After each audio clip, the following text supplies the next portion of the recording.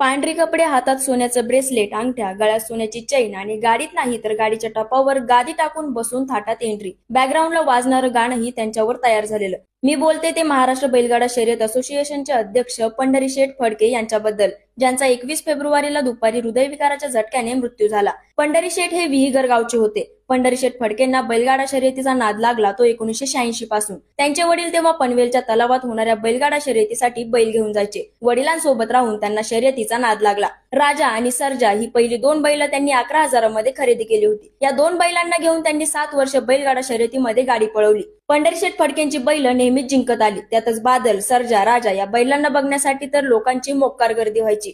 पंढरीशेठ फडकेंच्या चर्चेचा आणखी एक विषय म्हणजे त्यांची श्रीमंती. त्यांच्यापाशी मोठा बंगला, फार्म हाऊस, मोठमोठ्या गाड्या, सोनं, एवढंच काय तर बैल विकत घेताना देखील त्यांनी कधीच पैशांचा विचार केला नाही. मग तो बैल 12 लाखांचा असला तरी. अशा या बैलगाडा शर्यतीचा राजा माणूस गेला